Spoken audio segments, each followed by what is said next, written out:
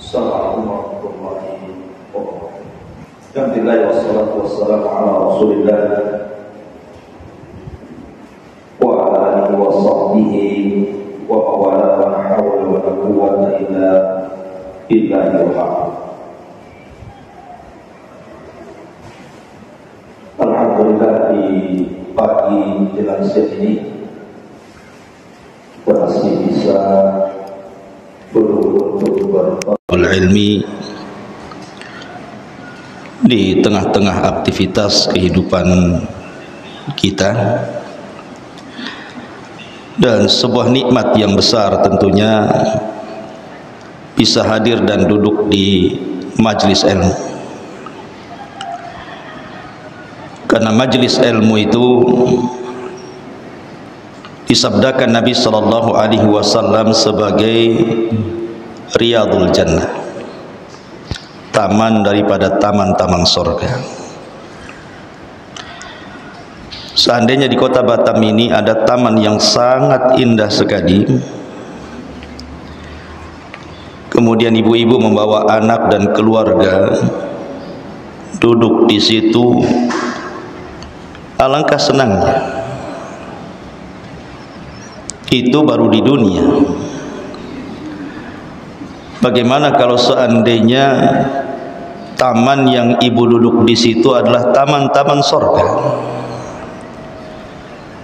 Tentu tidak kebayang betapa indahnya taman surga itu.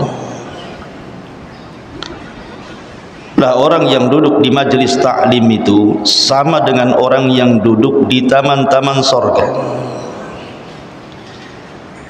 Tetapi masih banyak juga rupanya saudara-saudara kita yang tidak tertarik untuk duduk di taman surga ini. Padahal Nabi sallallahu alaihi wasallam bersabda dalam sebuah hadis yang sahih, "Idza marartum birriyadil jannati farta'u." Kalau kalian lewat di taman-taman sorga, singgah di situ, kata Nabi. Sahabat bertanya, wa mariyadul jannah, apa sih taman sorga itu wahai Rasul? Maka Nabi SAW mengatakan, taman sorga itu adalah hilakul dzikri, orang yang berkumpul dalam rangka berzikir, mengingat Allah Subhanahu wa taala dengan mempelajari mana yang halal, mana yang haram, mana yang boleh, mana yang tidak, dan begitu seterusnya.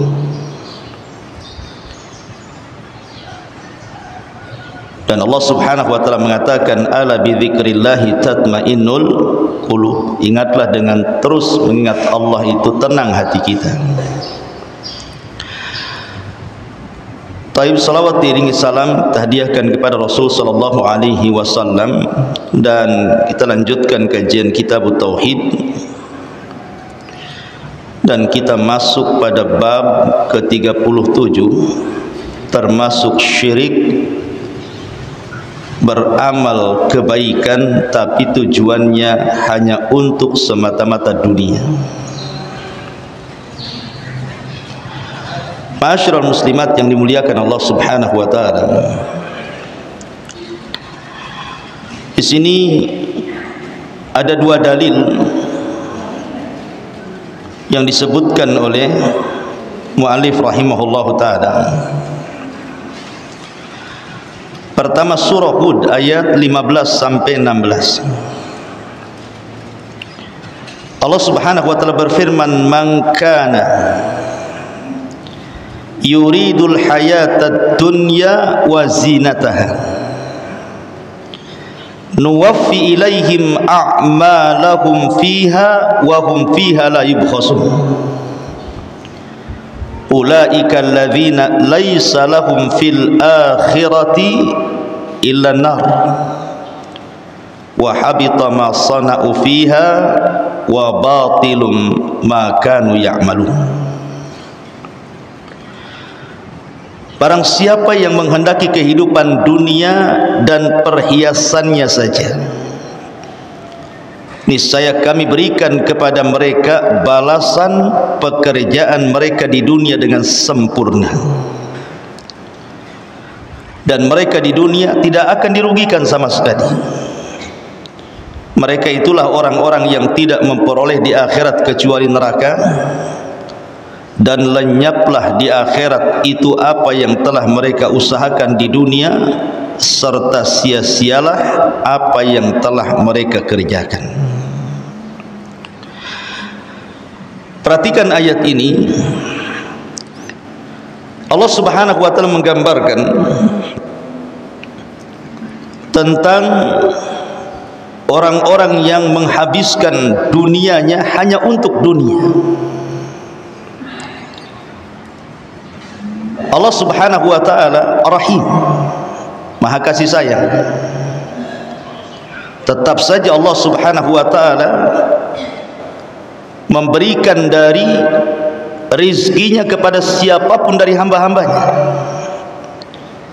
Apakah hamba itu mukmin ataukah hamba itu kafir, tetap Allah Subhanahu wa taala anugerahkan rizki kepada mereka. Karena Allah Subhanahu wa taala yu'ti man yuhib wa ma la yuhib.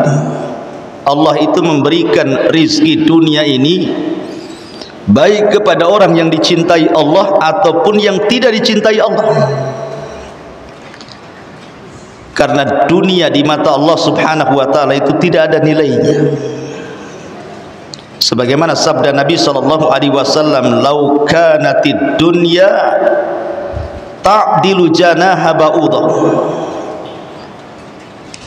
ma saqa kafiran minha syurbata ma'in." Kalau seandainya dunia ini senilai dengan sayap seekor nyamuk, tentu tidak ada satu kafir pun yang akan diberikan minum walaupun setetes air. Jadi kalau seandainya dunia ini ada nilainya walaupun sebesar sayap nyamuk, anggaplah ada nilainya sebesar sayap nyamuk dunia ini. Maka kalau memang memiliki nilai walaupun kecil, tentu orang kafir tidak akan diberikan dunia sedikit pun. Satu tetes air pun tidak akan diberikan kepada mereka. Tapi karena dunia tidak ada nilainya, makanya orang-orang kafir pun ikut menikmati di situ. Bahkan di dunia sendiri hari ini orang yang paling kaya justru orang kafir, bukan orang yang beriman. Dari sini menunjukkan bahwa dunia ini bersyarikat antara mukmin dan kafir. Lalu apa yang dibanggakan? Ma'asyiral muslimat yang dimuliakan Allah Subhanahu wa taala, sebelum saya menjelaskan tentang apa maksud pengarang ketika membuat bab ini, saya ingin menjelaskan satu hal yang paling penting yang berkaitan dengan bab ini. Apa itu? Tentang hinanya sebuah dunia bila dibandingkan dengan kehidupan akhirat. Abdullah ibn Umar radhiyallahu anhu dalam sebuah hadis yang disepakati Bukhari dan Muslim pernah menukilkan sabda Nabi sallallahu alaihi wasallam, "Man fatathu salatul asri faka'annama wutira ahluhu wa maluhu." Barang siapa yang luput tidak solat asar seumur hidupnya satu kali, maka seolah-olah dia ditinggalkan keluarga dan juga seluruh hartanya. Seolah-olah dia tidak punya keluarga, seolah-olah dia punya harta, tidak punya harta seumur hidupnya. Coba perhatikan, mungkin di antara kita, atau kita lihatlah orang-orang awam itu yang mereka tidak peduli dengan sholat. Jangan lagi sholat asar, 5 waktu sholat pun dia tidak sholat. Sholatnya itu nunggu Idul Fitri saja, Bu. Itu pun malu kalau tidak sholat. Itu pun kalau bangun, kalau tidur ya tak sholat. Kenapa kemudian orang-orang ini yang berani meninggalkan sholat itu, kok berani dia? Kayaknya enteng saja dia meninggalkan sholat itu. Dia tidak paham bahwa satu sholat asar ditinggalkan itu sama dengan menghilangkan keluarga dan hartanya selamanya, kecuali dia bertobat kepada Allah Subhanahu wa ta'ala. Kenapa Rasul sallallahu alaihi wasallam mengatakan seperti itu? Artinya kalau dia melaksanakan sholat asar, maka seolah-olah dia dikembalikan keluarga dan juga seluruh hartanya, menunjukkan bahwa amalan yang sedikit tetapi diberikan dunia yang banyak, tetapi meninggalkan amalan yang kecil yang sedikit bisa meninggalkan padanya dunia dan seluruhnya. Ini menunjukkan apa? Hinanya dunia. Bahkan lebih jelas lagi, Nabi SAW mengatakan raq'atal fajri khairun minad dunya wa ma fiha. 2 rakaat salat sunnah fajar, Bu, setelah adzan sebelum qomat, pahalanya lebih baik dibandingkan dunia dan isinya. Bayangkan 2 rakaat sunnah, padahal belum cerita wajib, baru sunnah. Itu lebih besar nilainya dibandingkan dunia dan isinya. Apa isi dunia itu? Macam-macam kan. Seandainya ibu diberikan satu kota Batam saja, sak hotelnya, sak apartemennya, sak fasilitas-fasilitasnya, tempat-tempat hiburannya, dikasihkan, ini milik ibu kota Batam ini, senang nggak, Bu? Senanglah. Beli kapling, satu kapling aja ribut kan gitu, apalagi dikasih satu kota Batam, apa nggak senang tuh? Artinya bahwa satu kota Batam saja itu sudah luar biasa itu. Kita punya tanah sebesar Batam itu ya. Wah, ibu udah jadi raja Batam tuh, ratu Batam ya. Tetapi lihat nilai sebuah kota Batam bila dibandingkan dengan 2 rakaat solat sunnah, itu tidak ada apa-apanya, kecil. Karena bandingannya bukan kota Batam, satu dunia, dibandingkan dengan 2 rakaat fajar, itu kecil. Menunjukkan hinanya dunia, Bu, di sini. Makanya bahasa Arab ad-dunya, kenapa disebut dunia itu? Pertama karena dunia itu al-ula, kehidupan pertama. Disebut dunia itu karena kehidupan pertama, artinya ada kehidupan berikutnya.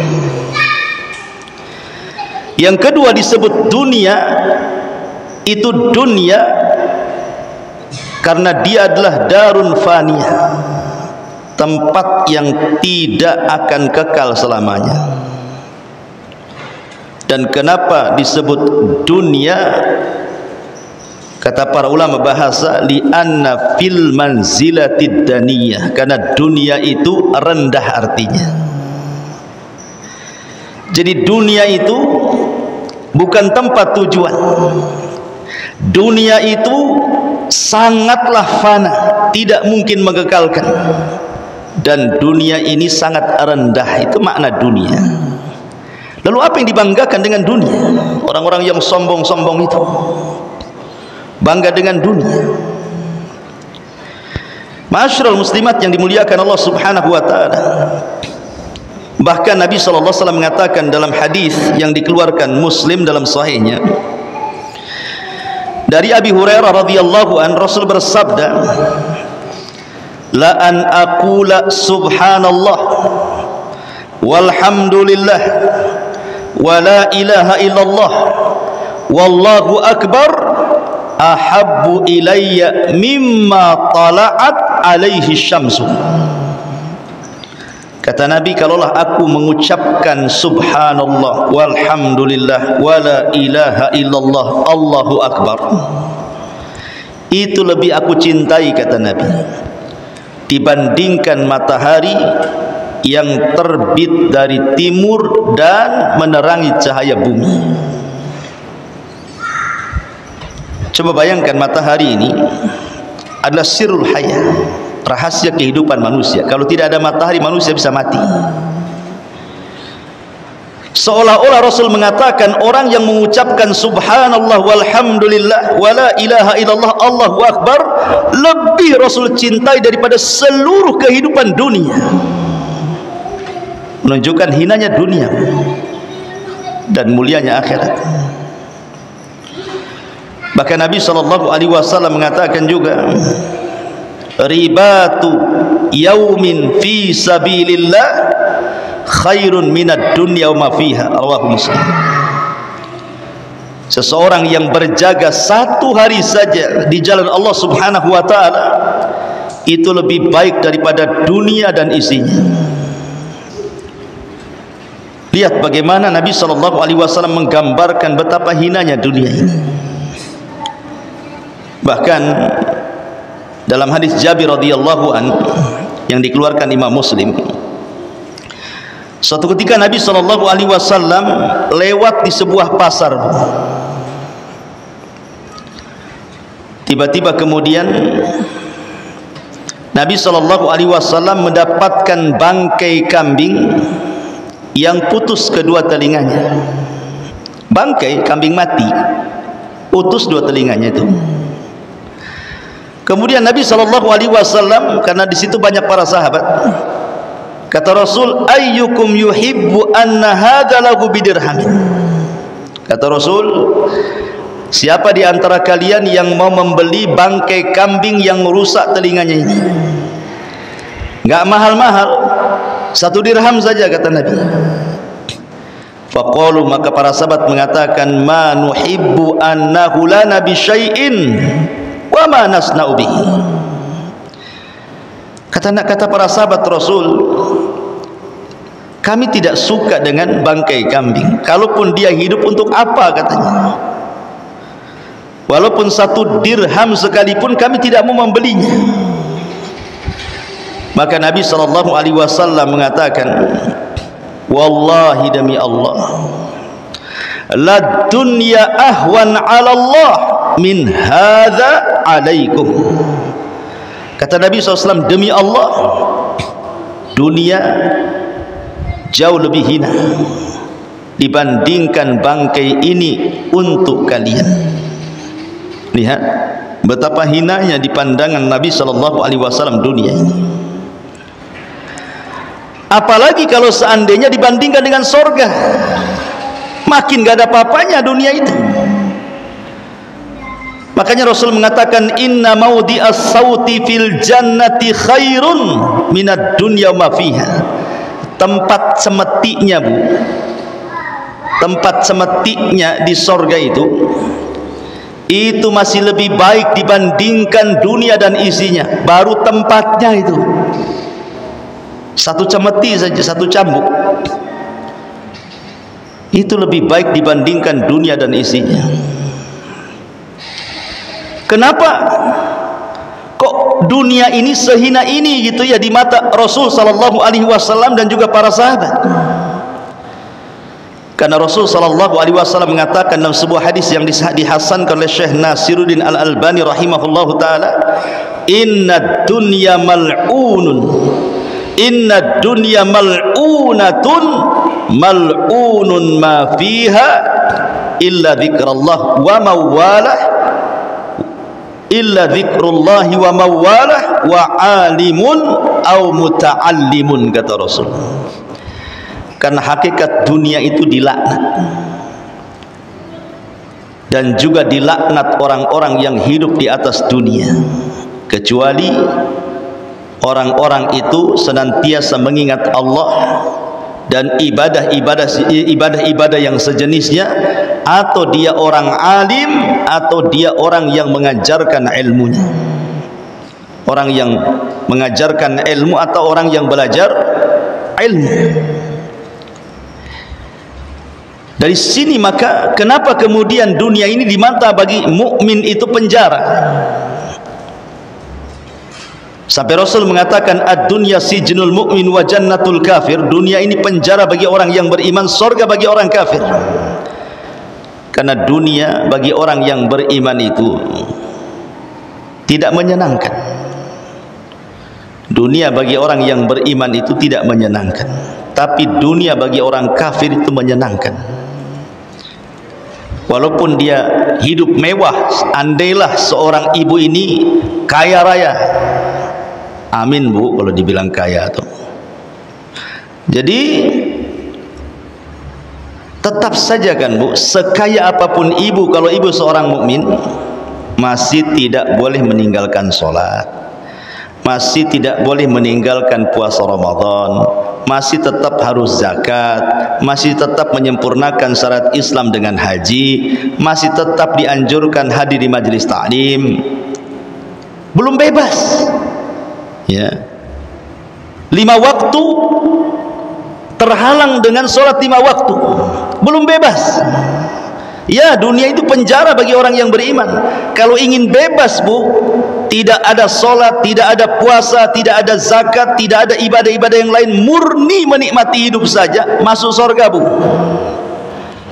Surga itu kerjaannya makan, minum, melakukan hubungan suami istri, hura-hura, senang-senang, karena semua hal. Tapi selama belum masuk surga, jangan harap itu. Dunia ini masih penjara bagi kita. Bahkan tidak ada tahu sebuah nilai dunia kecuali Allah yang menciptakannya. Tidak ada yang lebih tahu tentang nilai sebuah dunia kecuali zat yang menciptakan dunia. Siapa? Allah. Lihat Allah berfirman, ma indakum yanfud wa ma indallahi bakin. Harta atau dunia yang ada di sisi kalian pasti lenyap, tetapi yang ada di sisi Allah itulah yang kekal. Dan kita bisa saksikan bu ya, dunia ini tidak kekal. Lihat apabila datang musibah yang Allah kirim, kemudian menghantam rumah-rumah orang-orang kaya, kemudian roboh seketika, mana lagi kekayaannya? Kalau Allah mau, Allah bisa cabut seketika. Kalau Allah mau, bisa Allah bentangkan seketika. Ada orang-orang yang menumpuk-numpuk harta dari muda sampai tua, hartanya banyak, tanahnya banyak, sampai julukannya Tuan Takur. Tiba-tiba kemudian naik motor ketabrak mati. Lalu untuk apa selama ini dia kumpulkan harta, tiba-tiba mati itu? Menikmati dia dunianya? Tidak juga. Makanya Allah Subhanahu wa taala mensifatkan dunia ini, wa mal hayatud dunya illa laibun wa lahwun wa zinatun. Allah mengatakan i'lamu annamal hayatud dunya laibun wa lahwun wa zinatun wa tafakhurun bainakum wa takathurun fil amwali wal aulad. Kata Allah, kehidupan dunia ini hanya main-main, hanya permainan saja, dan sesuatu yang bisa melalaikan. Dunia ini hanya perhiasan, bermegah-megah di antara kalian, bermegah-megah dengan banyaknya harta dan anak. Itulah dunia. Apa sih dunia itu? Itulah dunia. Lihat bagaimana Allah Subhanahu wa taala menggambarkan dunia. Makanya Allah mengatakan bal tu'thirunal hayatad dunya wal akhiratu khairun wa abqa. Kalian hendak mementingkan kehidupan dunia, kata Allah, akhirat itu jauh lebih kekal dan lebih baik, kata Allah. Begitulah Allah Subhanahu wa taala menggambarkan dunia. Bahkan lebih tegas lagi, perhatikan Allah katakan dalam surah Al-Kahfi 45, wadrib lahum mathalal hayatid dunya kama in anzalnahu minas sama fakhtalata bihi nabatul ardi fa asbaha hashiman tadhuruhu rih wa kana Allahu ala kulli syai'in muqtadira. Fa asbaha hashiman tadhuruhu riyahu wa kana Allahu ala kulli syai'in muqtadira. Dan buatkanlah untuk mereka manusia itu perumpamaan kehidupan dunia ini. Kehidupan dunia ini, kata Allah, ibarat hujan yang diturunkan Allah dari langit sehingga menyuburkan tumbuh-tumbuhan di bumi. Kemudian tumbuh-tumbuhan itu menjadi kering, kemudian menguning, kemudian rapuh, diterbangkan oleh angin, dan Allah Maha Kuasa atas segala sesuatu. Perhatikan Bu, kalau ibu dulu seorang petani, atau mungkin punya orang tua seorang petani, atau mungkin punya kawan seorang petani, tanya kepada petani itu, bagaimana permulaan menanam padi sampai dia menguning. Awalnya diletakkan biji, kemudian disemai, kemudian diletakkan di sawah, kemudian diberi pupuk, akhirnya kemudian dia tumbuh subur, menghijaulah sesaat, kemudian keluar biji-biji beras. Setelah kemudian biji-biji beras itu siap dipanen, menguninglah daunnya. Setelah menguning daunnya, hancurlah daun-daun itu, datang angin, terbang sedikit demi sedikit, akhirnya tidak tersisa yang di sawah itu.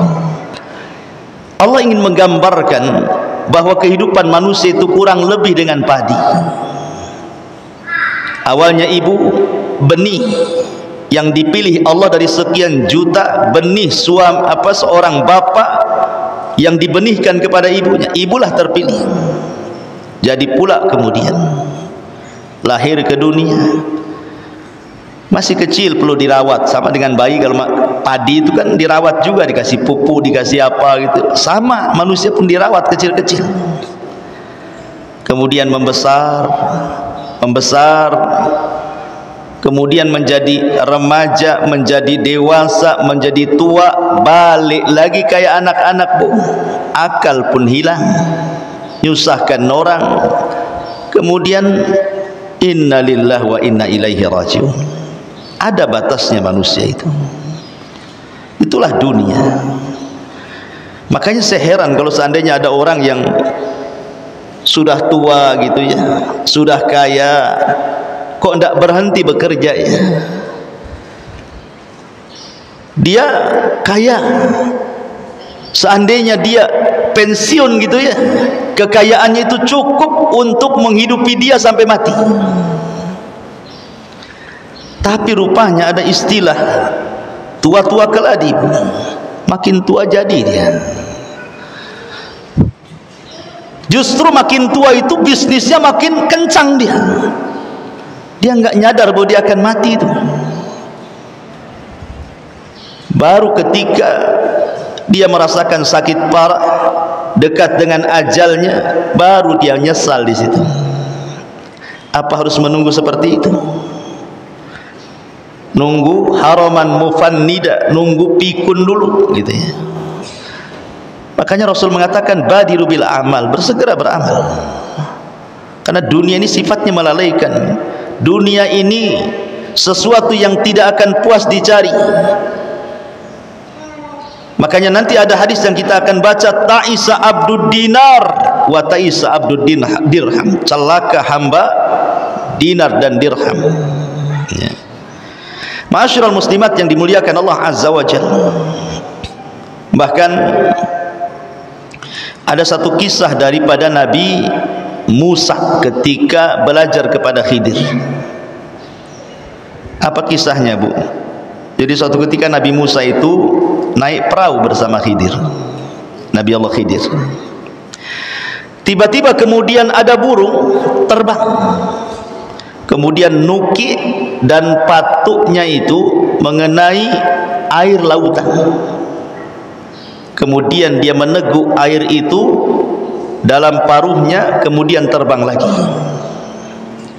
Kata Nabi Khidir kepada Musa, wahai Musa, tidakkah kau lihat burung itu yang dengan patuknya kemudian meneguk air dan diletakkan di paruhnya kemudian terbang? Kata Musa, iya, aku melihatnya. Maka Khidir menasihati Musa. Kata Khidir,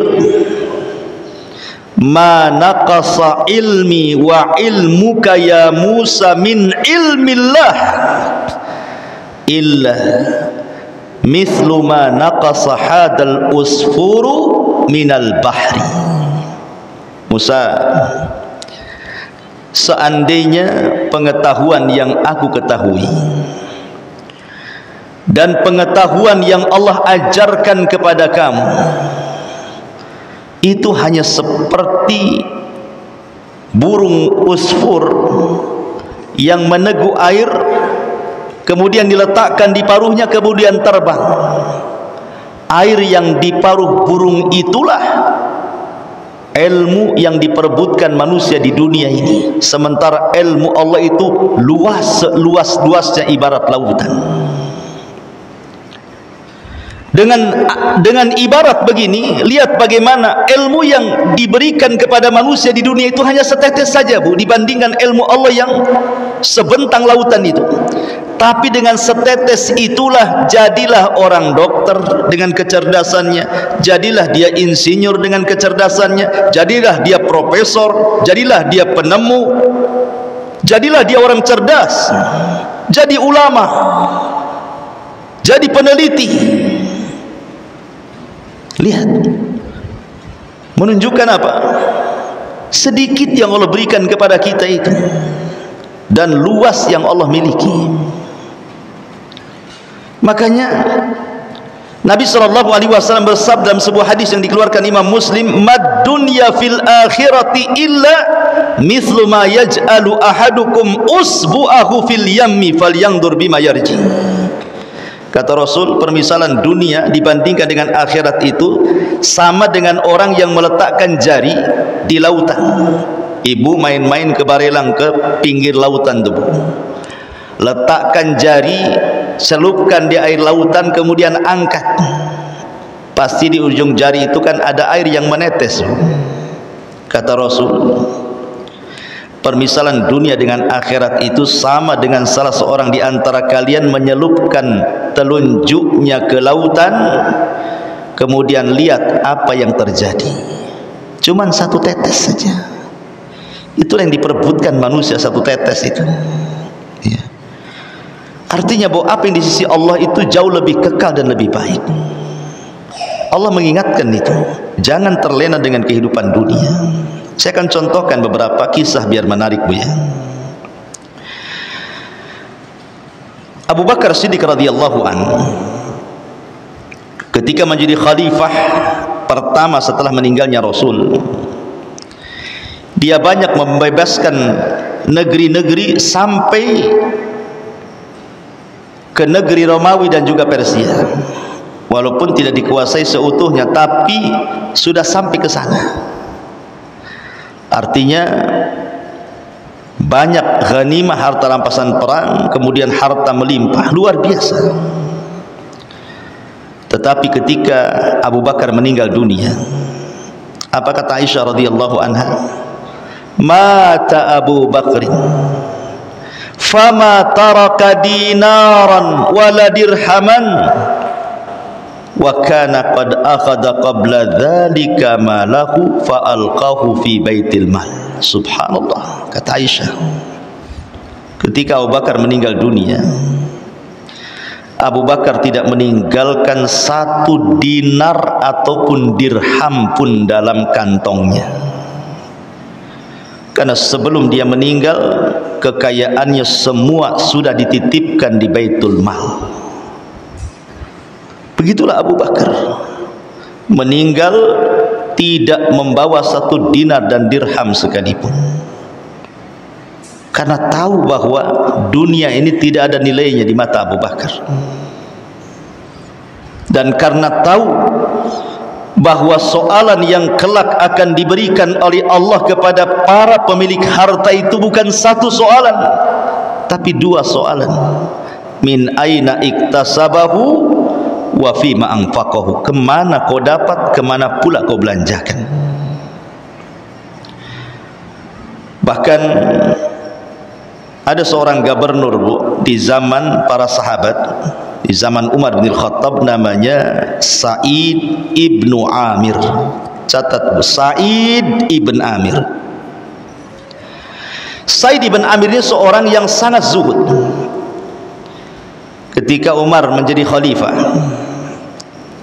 Sa'id ibn Amir ini datang kepada Umar dan menasihati.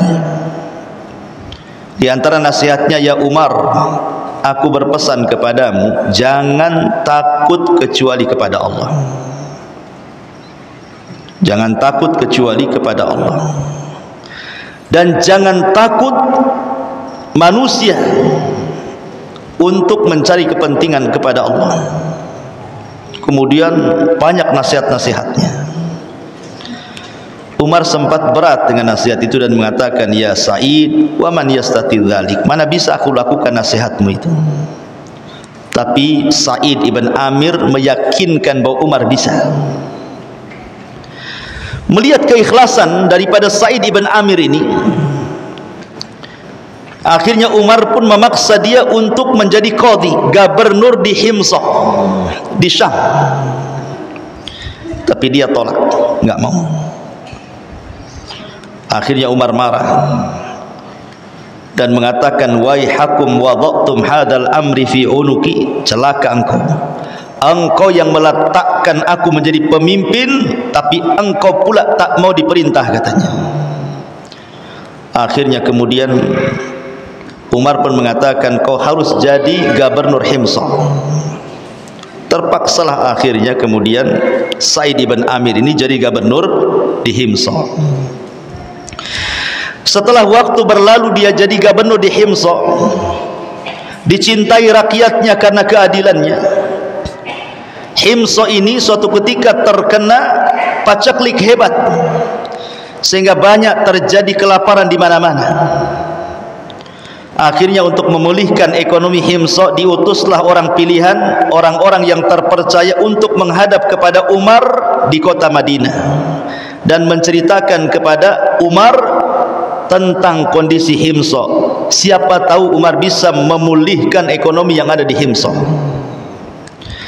Maka Umar mengatakan kepada utusan Sa'id ibn Amir ini, coba bentangkan catatan-catatan orang-orang miskin yang ada di Himsa itu. Maka dikasihkanlah catatan orang-orang yang ada di Himsa, orang-orang fakir yang akan dibantu oleh Umar itu. Dibaca satu, si anu, si anu, si anu. Tiba-tiba Umar terperanjat. Rupanya di antara orang-orang miskin yang ada pada catatan utusan dari Himsa ini, terdapat nama Sa'id ibnu Amir. Subhanallah, gubernur, Bu, masuk deretan orang-orang miskin. Akhirnya Umar pun mengatakan, ini siapa ini Sa'id bin Amir ini?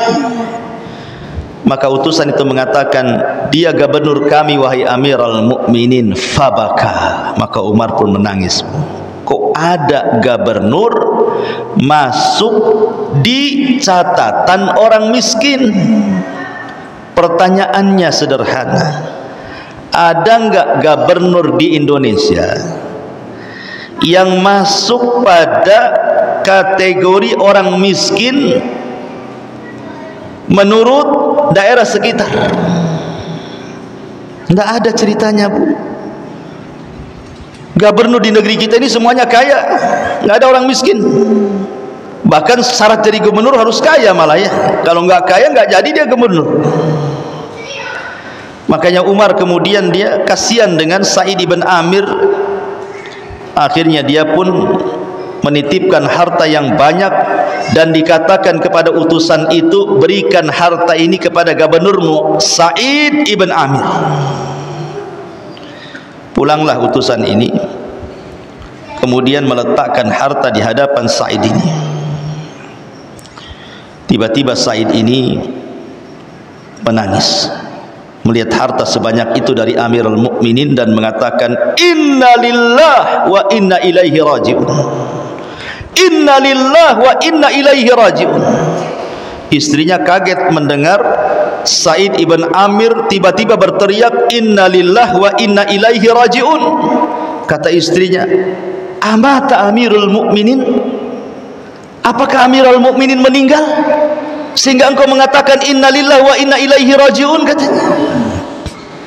Kata Sa'id, bahkan perkaranya jauh lebih dahsyat dibandingkan meninggalnya Amirul Mukminin, katanya. Bingunglah istrinya, apa maksudnya? Kemudian ditunjukkan harta yang banyak yang baru sampai yang diberikan oleh Amirul Mukminin. Ini harta ini yang lebih dahsyat dibandingkan kematian Amirul Mukminin, katanya. Saya kira, Bu, kalau ibu jadi istrinya Sa'id ibn Amir, kira-kira ibu mau ngomong apa tuh? Pasti ibu mengatakan alhamdulillah, sujud syukur. Wah, kebetulan nih kulkas belum kebeli, cicilan belum lunas, gitu ya. Rumah pula belum direnov. Itu ibu tuh kalau di posisi istrinya Sa'id ibn Amir. Tetapi istrinya Sa'id ibn Amir mengatakan kepada suaminya, kalau begitu takhallas minha, kalau engkau tidak mau dari harta hadiah dari Amirul Mukminin Umar bin Khattab, kalau begitu lepaskan dirimu dari harta itu. Lihat saran istrinya. Maka kemudian Sa'id pun meletakkan harta itu, kemudian membagi-bagikan kepada fuqara wal masakin sampai tidak tersisa sedikit pun. Lihat, begitulah takutnya akan dunia para sahabat. Ini yang laki-laki, Bu, ya.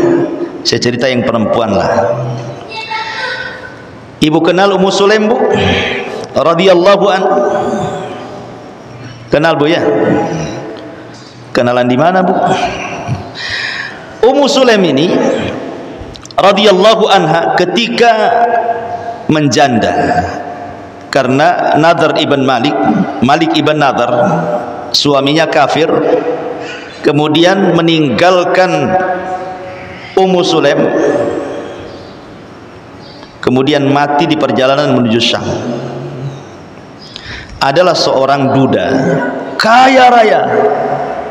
Duda ini kaya raya, ganteng pula dia, dihormati pula kaumnya, dan memiliki keperkasaan yang luar biasa. Siapa? Abu Talha radhiyallahu anhu. Yang disabdakan Rasul, jeritan satu kali Abu Talha dalam peperangan lebih baik daripada 100 penunggang kuda. Keberaniannya Abu Talha. Sudah pemberani, kemudian ganteng, kemudian kaya, dihormati. Kira-kira kalau melamar ibu, Bu, ditolak nggak orang kayak gini, Bu? Enggak lah, yang jelek saja diterima, yang penting kaya. Makin ganteng pula dia, makin iya kan, begitu jawabannya.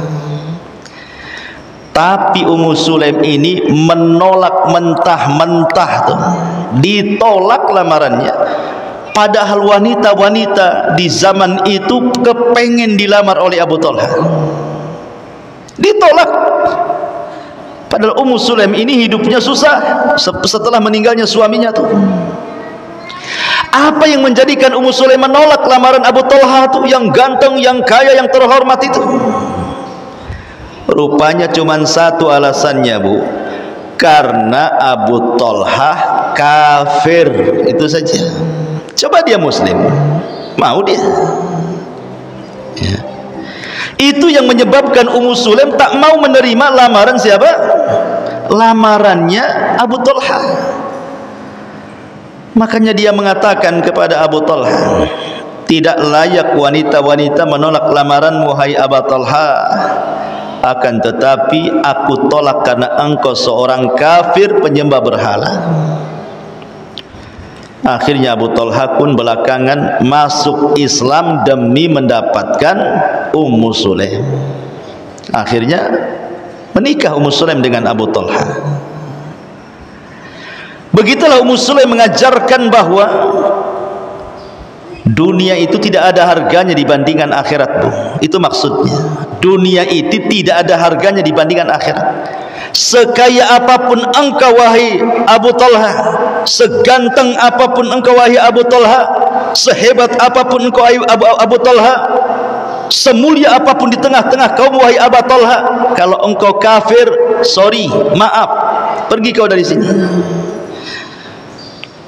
Ini menunjukkan sikap bahwa akhirat jauh lebih kekal dibandingkan dunia. Tapi sayang, wanita-wanita di zaman sekarang kebalikan daripada Ummu Sulaim. Kebalikan dari Ummu Sulaim, Bu, ya. Agama itu tidak pernah dilihat dia. Yang penting kaya, yang penting ganteng. Pindah agama pun siap gerak. Modelnya gitu. Zaman sekarang, Bu, ya. Ya, naudzubillah. Makanya dulu saya ceritakan, Bu, saya punya tetangga. Tetangga ini wanita muslimah, Bu. Kemudian menikah dengan laki-laki kaya, tapi Nasrani. Dia enggak peduli dengan agama, nikahlah dia dengan suaminya yang beragama Nasrani itu. Kemudian punya anak, dipaksa murtad dia. Gara-gara suaminya tuh. Lamalah berumah tangga. Tiba-tiba suaminya selingkuh, Bu. Selingkuhnya pula sama wanita muslimah. Kemudian mau nikah dengan dia, tapi wanita muslimah ini mengatakan, saya tidak mau menikah dengan kamu sampai kau jadi mu'alaf, katanya. Akhirnya nikah dia dengan wanita muslimah ini, kemudian menjadi mu'alaf. Dengar nikah, minta cerai istri pertamanya. Ketika cerai dengan suaminya, istri pertamanya yang dulunya seorang muslimah masuk Nasrani gara-gara suaminya, makin gila Nasraninya. Dia nggak mau kembali ke Islam. Yang suaminya pula setelah menikah dengan wanita muslimah jadi baik pula dia mu'alafnya. Ya Allah, memang dunia ini aneh-aneh ceritanya. Ya. Lihat bagaimana dia bisa mengorbankan agama hanya dunia yang hina ini, Bu. Karena dia tidak paham bahwa dunia ini sangat hina di mata Allah, di mata Rasulnya, dan di mata salafun saleh. Satu lagi cerita, ya. Jadi ada seorang sahabat namanya Abdullah ibn Amr ibn As. Abdullah ibn Amr ibn As radhiyallahu anhu. Nabi SAW suatu ketika mengatakan kepada Amr ibn As ini untuk segera datang kepadanya, membawa senjatanya, membawa baju besinya, menghadap Rasul. Maka kemudian menghadaplah Amr bin As ini kepada Nabi SAW. Kata Nabi SAW, ya Amr, saya ingin mengutusmu menjadi pemimpin pasukan dalam Sariyah. Pasukan yang tidak dipimpin Nabi disebut Sariyah. Engkau akan diutus untuk menyerang Bani Fulan dan Fulan, dan saya pastikan engkau akan menang, dan engkau akan mendapatkan harta rampasan perang yang begitu melimpah. Pergi wahai Amr. Kata Amr bin As mengatakan kepada Rasul, aku ini masuk Islam bukan karena mencari harta dunia, tidak. Tetapi aku masuk Islam itu betul-betul ingin beragama Islam dan tidak mau pisah darimu. Jadi ketika Rasul menceritakan akan mendapatkan harta rampasan perang itu, dia mengatakan, ya Rasul, bukan itu yang aku cari setelah aku masuk Islam itu. Aku hanya ingin dekat dengan kamu saja. Maka kemudian Rasul memuji Amr ibn As dan mengatakan, ya Amr, ni'mal malus salihu li rajulin salih. Wahai Amr, sebaik-baik harta itu adalah harta yang dipegang orang soleh. Sebaik-baik harta apabila dipegang orang soleh, seburuk-buruk harta apabila dipegang orang jahat. Jadi kesimpulannya tadi Bu, yang kita ceritakan dari awal sampai akhir, bahwa harta itu sesuatu yang hina dibandingkan dengan akhirat. Lalu apa yang mau dibanggakan dengan harta? Apalagi sampai menyombongkan dengan harta. Qarun, manusia yang paling kaya, tidak ada manusia sekelas Qarun hari ini. Tetapi Allah katakan wa khasafna bihi wa bidarihil ardh, kami tenggelamkan Qarun seharta-hartanya. Fir'aun yang sombong dan mengatakan alaysa li mulku Misra wa hadhil anharu tajri min tahti, bukankah aku raja Mesir dan seluruh sungai-sungai dan lautan Mesir di bawah kakiku, kata Fir'aun. Sombong dia. Karena sombongnya Allah katakan wa aghraqna ala fir'auna wa antum tanzurun, kami tenggelamkan Fir'aun dan pasukannya dan kau bisa melihatnya. Namrud, siapa yang tidak kenal Namrud? Raja yang paling kaya, sombong, ngaku Tuhan. Kemudian Allah utus seekor nyamuk masuk di hidungnya, bersarang di kepalanya 40 tahun. Kemudian dia disuruh pembantunya untuk memukul-mukul setiap hari dengan sendalnya kepalanya.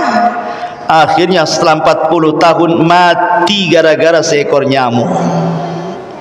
Al-Walid ibn Mughirah, orang yang dibentangkan kekayaannya di zaman Rasul, tetapi dia menghina Rasul dan mengatakan Quran itu ucapan manusia, Quran itu adalah wahyu impor dari luar sana, bukan ucapan Allah. Maka Allah katakan dalam surah Al-Mudaththir kepada Al-Walid ibn Mughirah, sa'uslihi saqar, kami akan masukkan si Walid ke neraka Saqar. Siapa lagi? Abu Lahab, Abu Jahal, orang-orang yang menyombongkan diri dengan hartanya berakhir dengan sangat tragis. Ma'asyiral muslimat yang dimuliakan Allah Azza wa Jalla. Lah di sini mu'alif rahimahullahu taala ingin menjelaskan kepada kita bahwa ada di antara orang-orang itu yang beramal bukan untuk Allah tapi untuk dunia. Ada 4 jenis manusia, Bu, ketika berhadapan dengan beramal untuk dunia. Jenis pertama adalah orang yang beramal saleh. Mungkin dia sedekah, mungkin dia salat, mungkin dia zakat, mungkin dia infak, mungkin dia haji, mungkin dia baca Quran, mungkin dia zikir. Semua kebaikannya, semua amal soleh. Tetapi ketika melakukan amal itu tidak ada keikhlasan sedikit pun. Ketika beramal soleh itu tidak menghendaki kehidupan akhirat atau pahala akhirat sedikit pun. Dia hanya ingin dengan amal-amal soleh itu tujuannya dunia saja, supaya terjaga hartanya, supaya terjaga bisnisnya, supaya terjaga keluarganya, supaya dunia-dunianya tidak hilang. Maka orang yang seperti ini adalah orang yang difirmankan di dalam surat yang kita baca, Hud 15:16, ulaika laisa lahum ulaika alladzina laisa lahum fil akhirati illan nar. Orang seperti ini tidak lain dan bukan kecuali di akhirat dimasukkan ke neraka, karena tujuannya nggak ada ikhlas-ikhlasnya, murni tujuannya dunia saja. Seperti dia menjadi muazin, dia tidak ingin mengambil pahala azannya, dia tidak ingin ikhlas dengan azannya, murni dia bekerja dengan azannya, ingin dapat gaji.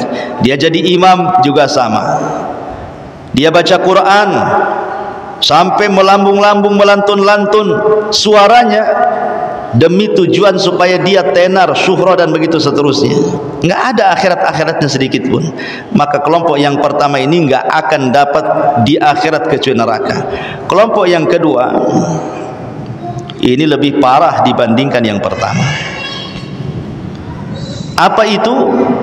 dia solat, dia haji, dia sedekah, dia baca Quran, dia jihad, dia melakukan amal ibadah murni karena riya.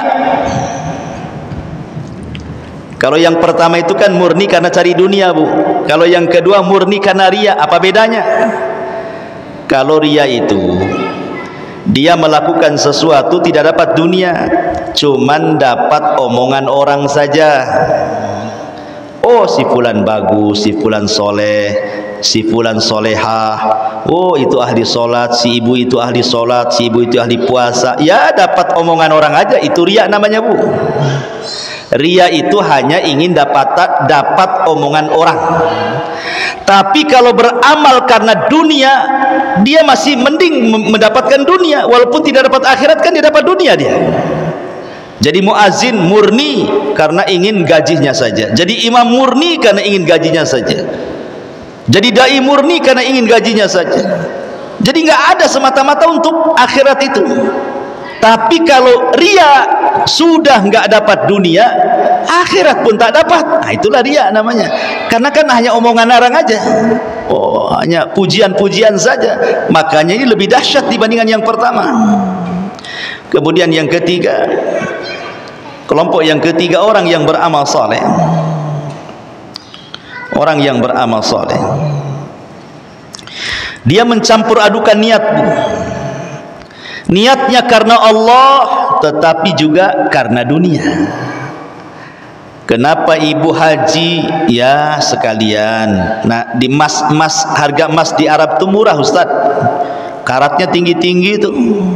Kalau dijual di Indonesia kan untung, balik saya modal haji katanya. Nah, itu ya. Jadi dia berserikat tuh niatnya tuh. Niat haji plus ingin jadi peniaga. Lihat kata ulama. Kalau niat awalnya lillah, niat awalnya lillah karena Allah, Bu. Memang hajinya karena Allah ingin menyempurnakan rukun Islam. Itu awal niatnya. Kemudian berniaganya ini ikut saja. Ya, kalau sampai di sana ditakdirkan ada emas murah saya beli. Kalau tak ada ya sudah nggak apa-apa. Niat saya kan haji. Ah, gitu, Bu ya. Berarti di sini dunia mengikuti akhirat. Kata ulama nggak apa-apa. Yang seperti ini nggak apa-apa, tapi mengurangi pahala. Ya, yang seperti ini tidak ada masalah, mengurangi pahala. Lain kalau seandainya dia haji lillahi ta'ala karena Allah. Allah takdirkan di Mekah ada pula orang yang nawari emas. Mau nggak emas murah? Itu kan di luar dugaan karena nggak ada niat untuk beli emas, Bu ya. Nah, ini murni karena Allah. Berarti kalau seandainya dapat ada orang yang nawari emas, yaitu sebagai busrul ajil namanya ya. Dalam hadis Rasul sebagai busrul ajil. Busrul ajil itu artinya kabar gembira yang disegerakan di dunia. Atau contoh yang mudah lah. Ibu haji murni karena ingin dipanggil Bu Hajah. Bu ya, ingin dipanggil Bu Hajah saja, Bu.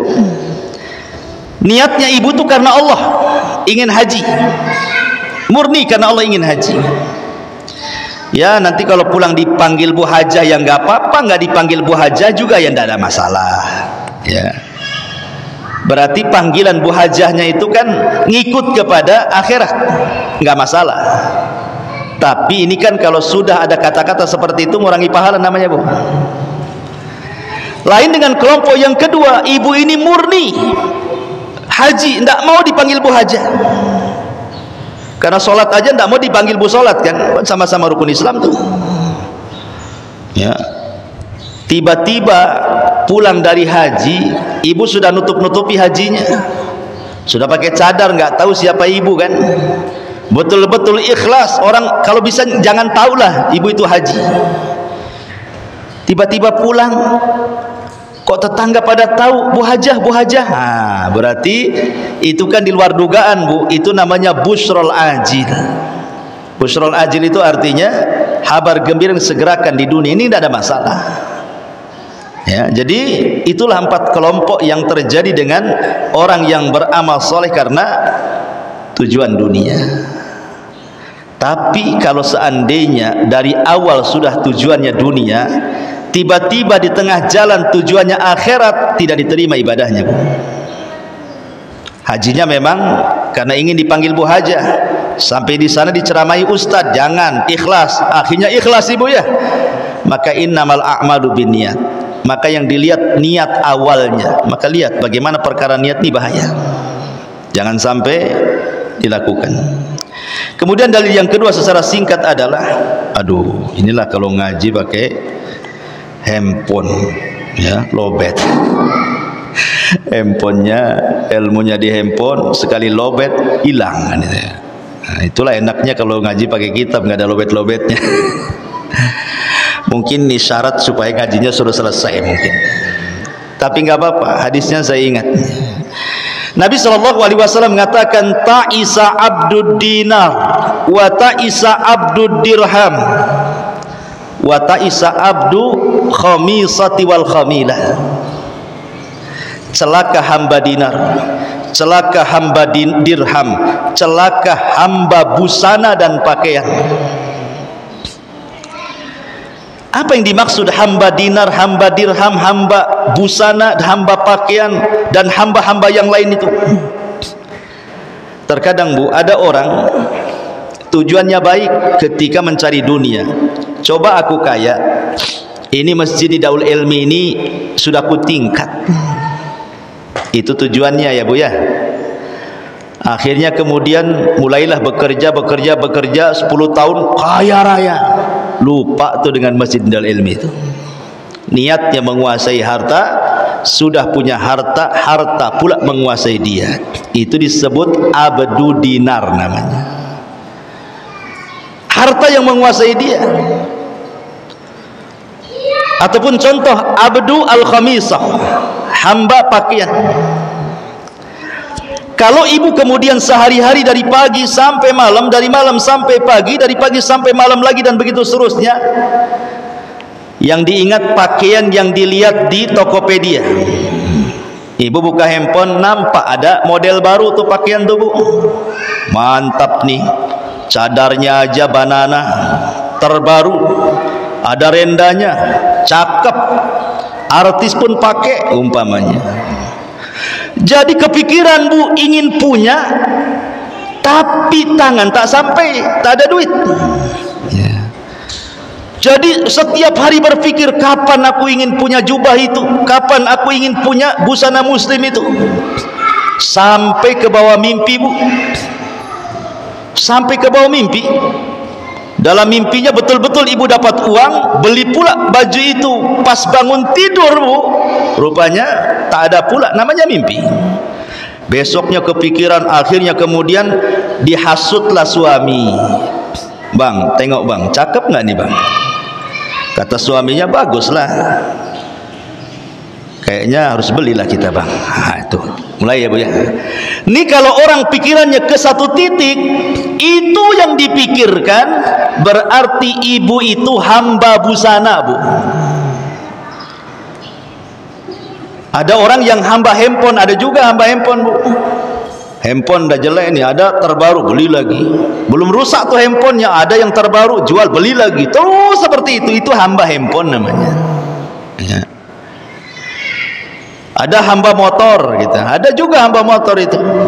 Beli motor, baru setahun jual lagi, beli lagi. Terus saja, model terbaru, model terbaru. Nah, itu hamba motor tuh. Ya. Ada juga hamba tas. Ibu kena goyah, nampak pula toko tas itu ya, cantik-cantik tuh tasnya.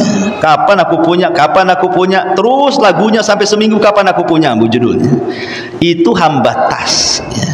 Jadi hamba-hamba dunia itu, hamba dinar, hamba uang, hamba tas, hamba pakaian, hamba perempuan, hamba kendaraan, hamba-hamba semuanya hamba.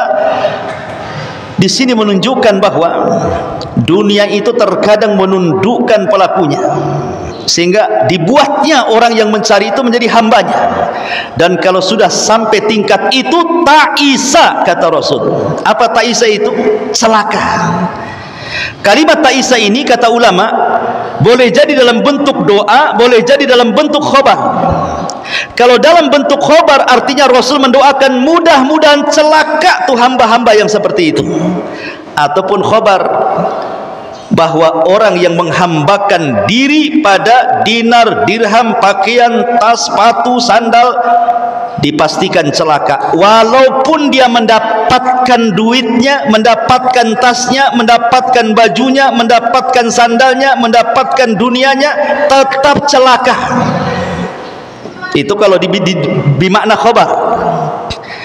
Kok tetap celaka Ustaz? Ya, tetap celaka. Ibu kepengen baju nih, tetap celaka kalau jadi hamba baju. Kenapa? Karena kalaupun sudah didapat baju itu, Bu, nanti ibu kepengen baju yang lain. Habis dibeli baju yang lain, kepengen baju yang lain lagi. Sampai kapan menghambakan diri kepada baju itu? Makanya dianggap celaka, karena ada dua yang tidak akan puas dicari manusia, dunia dan ilmu. Gak akan puas selamanya akan menghambakan, kecuali orang-orang yang beriman, beramal saleh, saling menasihati dengan kebenaran dan juga saling menasihati kesabaran. Wallahu a'lam bishawab. Ini yang bisa saya sampaikan. Baik, sebelum kita tutup, silahkan kalau ingin bertanya.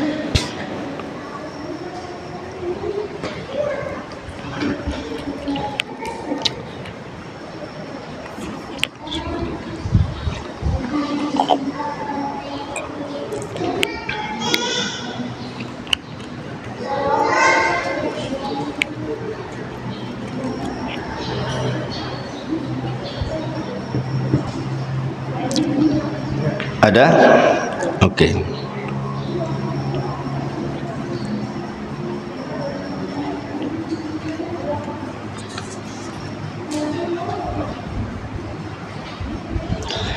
Bagaimana caranya menjaga dan mendapatkan keuntungan dalam perniagaan sesuai tuntunan Islam? Apakah ada ketentuan proses, persentase atau syarat lainnya?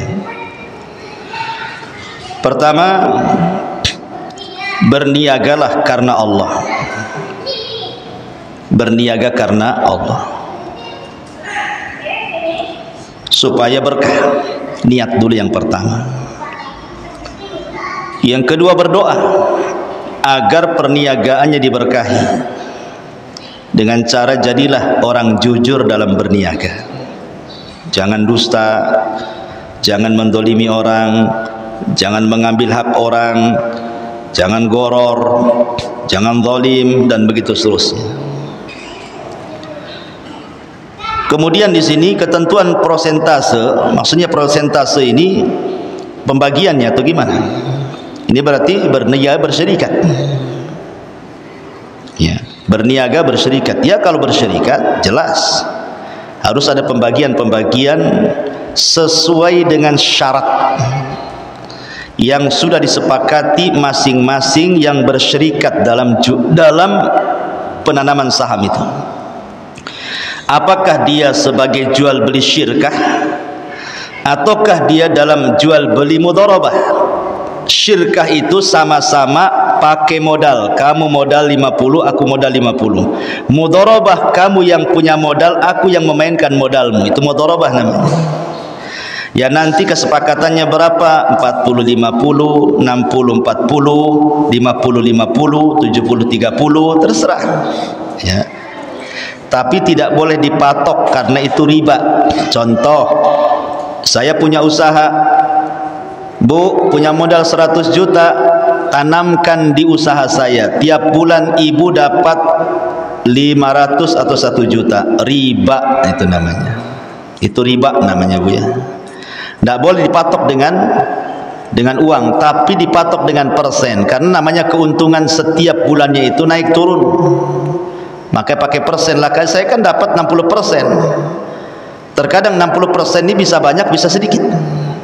Kalau untung ibu dapat sedikit, kalau rugi ibu dapat banyak. Jatuhnya seperti itu. Itu namanya untung buntung. Dengan istilah lain perjudian jadi jatuhnya. Namanya modal itu ya, kalau rugi ya ditanggung bersama, ya untung ditanggung bersama, kecuali kalau yang mengelola modalnya lalai. Ya, jualan nasi larinya ke sepatu, yang punya modal tak tahu. Nah, itu lain. Ibu membalikan duit kalau dia tak terima. Ya. Jadi syarat-syarat jual beli banyak. Ya. Jasa jual beli banyak sekali, dan ini dicantumkan di banyak kitab fikih namanya Kitabul Buyu. Ya, yang jelas Bu, jadilah pedagang yang jujur, jadilah pedagang yang amanah, banyak-banyak berdoa, ya. Tidak perlu berambisi dengan dunia, yang jelas jalankan saja, nanti Allah yang mengaturnya. Ya. Wallahu a'lam. Subhanakallah bihamdika asyhadu an la ilaha illa anta astaghfiruka wa atubu ilaik. Allahu ta'ala alam. Assalamualaikum warahmatullahi wabarakatuh.